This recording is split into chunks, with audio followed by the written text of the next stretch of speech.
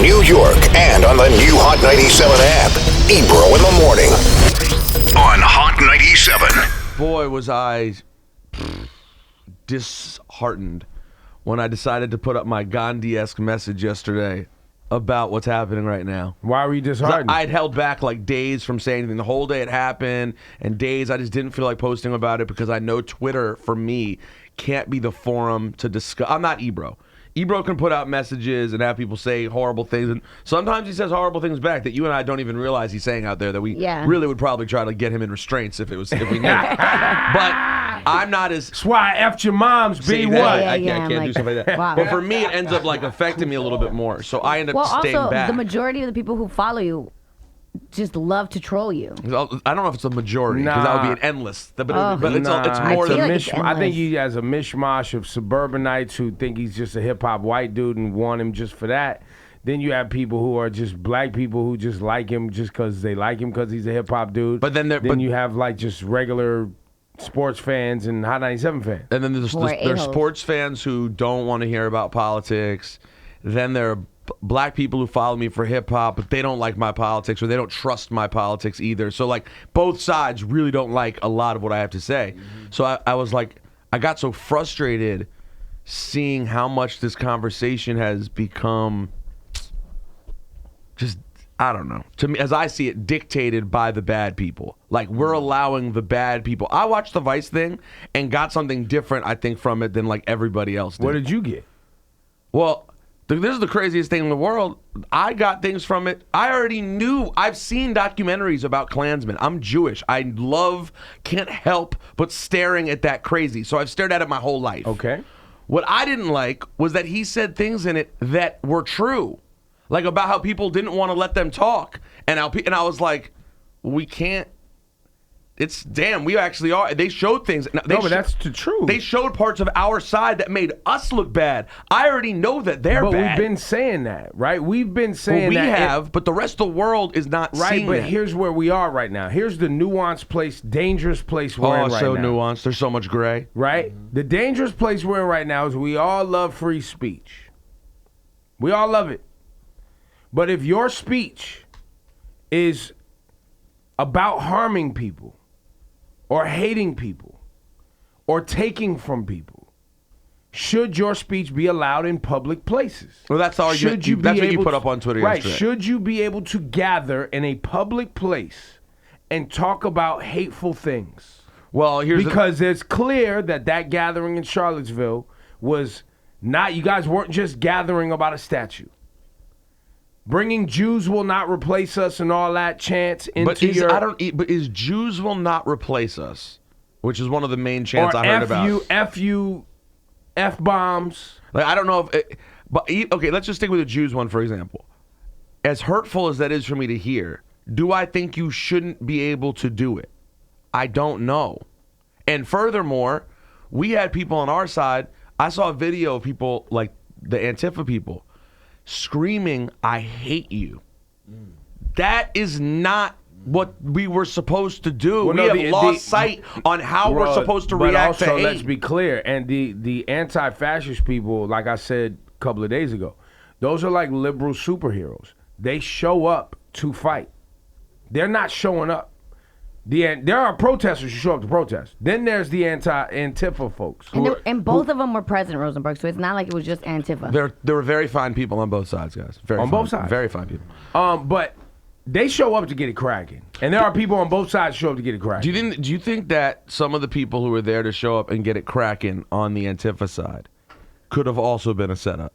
Absolutely. Like we've always talked about. Yeah, because remember we talk like the Twitter people, fake black people on bots Twitter. And people, they show up in full helmet, mask, everything on, the Antifa guys. Mask on. We don't know, like, they show up ready to get it cracking. Like, they are showing up to beat up Nazis and KKK there were members. people, when I said on Twitter and Instagram that I thought that the only way to respond to this, that we will not be able to out-hate people who hate, that the only way to respond to that is with love and like peace. Yo, a lot of people literally thought that's like the most sellout. You obviously don't care. You're just like, oh, that's because you work at ESPN. You just want us to keep our mouth shut. No understanding of what peaceful protest even is. Like, they're like, no, it's a Nazi. You punch them in the face. I had someone write to me, not ironically, I had someone write to me seriously, that people with those views have no place in this world and they should be put in camps and burned. Whoa. I said, do you not realize what you're saying? Like, you really think you can respond to people being Nazis by trying to be Nazis back to them? That's what you think's gonna work? Like, damn, they got us that bad? This marketing they have, that Vice video was the best marketing tool they will ever have. And also, my favorite part of it is in the Vice piece. While yes, you have people don't want to hear you. They don't want to hear you. No, because here's why. But here's they showed why. that guy in the street. Here's why. Let Muslims start marching and singing their prayers. What? Let Muslims get in these streets and start singing Allahu Akbar and walking down the street. And what would we say? People would lose their effing minds and not give them permits. They would not give them permits. But what would we say, though? We, meaning us in this room. Yes. We wouldn't say anything. We'd be like, let them do their prayers. Exactly. Absolutely, because they're not preaching hate. Of course. Well, no, of course they're not. But my point is, I just don't know. But my point is we are in a nuanced period where you have people who are gathering with the purpose of talking about excluding people, hating people, and harming people. That's what their organizations at the root represent. of it, do they have the right to fight to not have that statue go down? Currently, yes. If they don't want that Robert E. Lee statue to go down, should they have the right? Currently, yes. That can never change. That is fundamentally America. It can never change. They will always have the right to say, please don't take the statue down. And we can all say, well, if you they were were idiots. saying, They weren't saying, please take the statue down. They were yelling racial things. I know, well, but no, showing there's up two with different shields things. and Remember, weapons. well, there's that part. They showed up with shields and weapons, so they was coming to get cracked. That's another part. Like, if they came out straight up with guns or whatever, or brought things. The man that's crying on the video saying he can't believe that he's got a warrant out for his arrest and he's sad he didn't know it would lead to this and that wasn't their plan. Clearly in the Vice thing she was like, so are you guys anti-violence? He was like, we're not anti-violence. I got my gun on me right now. Yep. Right. Well, he also said they weren't there for violence. But like, don't get me wrong, we're okay with violence. That doesn't mean I can't believe I'm in a situation where it sounds like I'm defending neo-Nazis. By the way, as a Jew, I'm not. No, you're defending freedom of speech. I'm defending freedom of speech. But you also got to factor in, this is Charlottesville, so let's put it in that bubble. Okay, so the gun laws are different in Virginia. Let's make sure we put it in that bubble. They showed up. The reason the stories about the cops leaving was a story. They showed up with more artillery than the police. Exactly. When they were beating up that young black man, they were beating him with pipes. They didn't have guns, but they had pipes. They had wooden planks. They had everything. And so my problem with this is, if you show up with weapons, which they did, with weapons, that's not peaceful assembly, bro. No, I think that's right. I think you're absolutely right. That if that's the combo. Is this peaceful assembly? I think you're absolutely right. However, I just don't know. I'm just keeping it honest.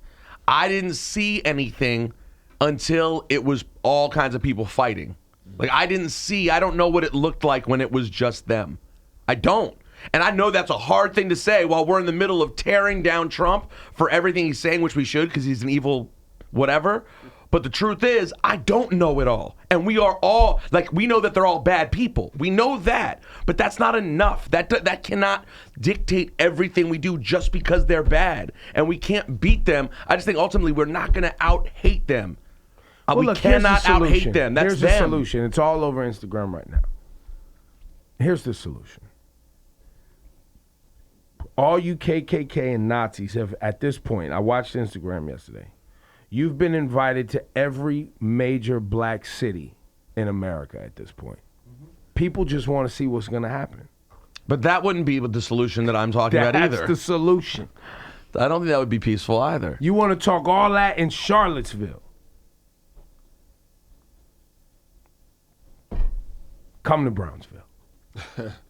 Well, that does not go with the theory that I'm espousing. Well, because, and also here's the other part. We live in a time where while we're talking about peace and all this other peace and we should be doing all this peace stuff. By the way, there's not a lot of people talking about it. That's the part that upsets me. That ain't that common. Yesterday was the first thing. The vigil was the first real bit of peace I've seen, which was great. But we're not seeing that.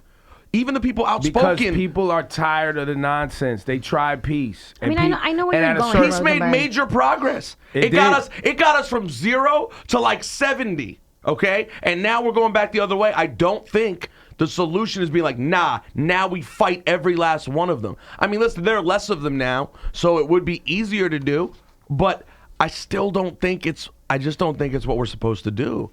I just don't. I know that's not. No, you're right. Rosenberg, you're right. Remember we talked about this, Ebro? Was it Berkeley? What's the guy's name? The racist dude? Yeah. Milo? Yes. Remember, because we were like, yo, as students, I know you guys don't want to hear him talk, but we can't just blow up stuff. You can't just that's riot. right. Yeah, no, I wasn't we for were like, that. No, and I hate that guy. Even though we detest him, you walk he has the down right my to neighborhood with sticks and shields and all that. That means you want action. That's what it is. Well, that part is an interesting point. I mean, you show up near me. But does giving them action help? Who does it help? Well, it helps me. I feel threatened. Helps you feel good? No, I don't feel good at all. I've never felt good in my life. Because when we give them action, all we do is get news stories. Listen, I tweeted yesterday in San Francisco, if the city council and the mayor of San Francisco allow KKK members and Nazis to assemble, and they show up with weapons, any of that, citizens of San Francisco should be able to sue the city for that. You are endangering the lives of people. That's also a good point. Absolutely and that would also be an appropriate way to handle it. I just don't think the physical response of like, we will punch you back. No, that's not the right thing. But you're not going to bring all, like there's people, just like I said, there's communities you're not allowing Muslims to assemble and sing their prayers unless they're inside their temples and their worship places. I would find that evil. But I'm just saying, I agree. But we are in that period of time right now. But we've been in this time before. Dr. King walked through way worse than this. People out here being like, we can't do it. A woman died. I went, a woman died? You know how many people they watch get beaten and die? They act like this. It's just people drive me crazy. Well, no, y'all now think a white person protest? died. Now a white person died. Well, no, yeah, I know. That's true. So when black people was dying, wasn't nobody out there like that except Jews and black people. And for the record, a couple of them died back then too. That was a big moment, right? The 2 white kids who died with the black kid. Yep. Those moments have happened. That didn't get Dr. King to jump off and be like, you know what, you're right, screw it, we've done enough, get the guns. Like that's where the discipline comes in. And the idea how offended I am when people act as if saying Dr. King's values makes you soft, that is the most offensive, inaccurate, stupid thing I've ever heard in my life. It is offensive. It's offensive, but some people ain't for it. People ask me why I don't show up to protest. I'm not showing up to none of these rallies. I'm provocable. I'm sorry. I'm not going. you know who you are. I know who I am. I'm saying you guys want me to stay home. Trust me.